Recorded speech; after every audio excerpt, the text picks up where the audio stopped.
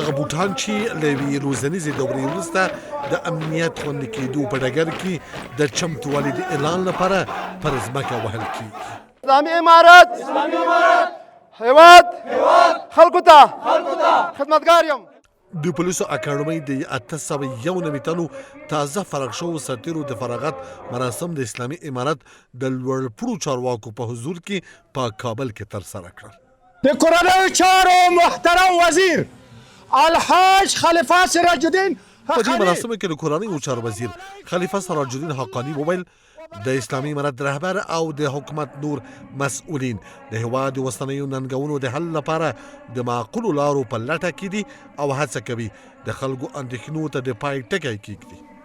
د کورنیو چارو وزیر د امنیتي ځواکونو او ولس ترمنځ د یووالي پر ارزښت ټینګار وکړ او ویل اسلامي امارت نه غواړي چې نړۍ افغانستان ته د ګواښ ستونزې او ناامنۍ په سترګه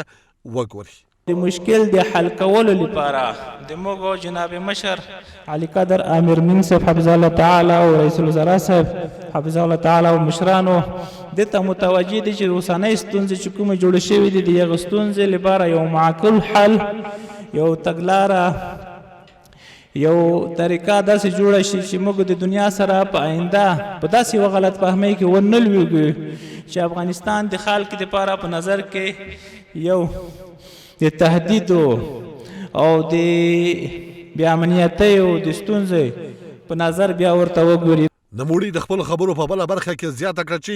د هیواد شته ستونزې د حل لپاره د خبرو اترو دروازه له هر لوري سره پرانستې ده او اسلامي امارت هڅه کوي بې باوري له منځه یوسي. هغه د امنیتي ځواکونو د ټینګې ارادې یادونه هم وکړه. ویل اسلامي امارت د دوحې تړون ته ژمن دی په ځانګړي ډول دې ته چې د افغانستان خاوره به د نورو هیوادونو پر ضد ونه کارول شي.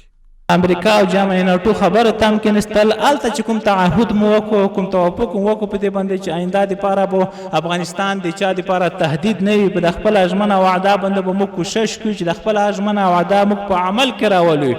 دا وعده هم چې کړې ده د هغه وعدې په نتیجه کې دا شته ستونزې په افغانستان کې چې کوم دي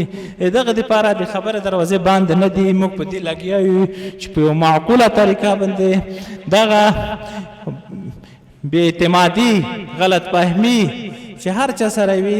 موږ انشاءالله په معقوله طریقه دا مشکل ورسره حل کړو، په مشروعه طریقه ورسره حل کړو. په همدې حال کې د کورنیو چارو وزارت اداري معین رحمت الله نجیب وویل اسلامي امارت د یو منظم حکومت او پیاوړي نظامي ځواکونو د جوړولو په هڅه کې دی ترڅو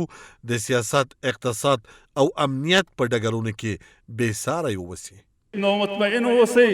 اسلامي امارت دې ته متحد ده چې داسې یو منظم پولیس او منظم حکومت جوړ کړي چې هغه په اقتصادي ډګر کې، په سیاسي ډګر کې، په امنیتي ډګر کې به بې مثاله وي. په دې مراسمو کې د پولیسو اکاډمۍ تازه فارغ شوو سرتیرو د خپلو مسلکي زده کړو او پوځي وړتیاو په ښودلو سره وویل چې دوی وتوانېدل په 4 کلونو کې مسلکي زده کړې بشپړې کړي او اوس د هیواد وګړو د امنیت د تامین لپاره بشپړ چمتو دي. انشالله آماده خدمت برای وطن عزیز ما افغانستان، بر مردم عزیز ما و در سر تا سر افغانستان، در هر گوشه و کنار افغانستان که باشه ما آماده خدمت هستیم برشون. د پولیسو اکاډمۍ د 14مې دورې د فراغت په مراسمو کې په ټولیز ډول 891 تنه د لیسانس په کچه او په 5 تخصصي څانګو امنیتي، جنایي، لوجستیک، زندانونو او ترافیک کې فارغ شول.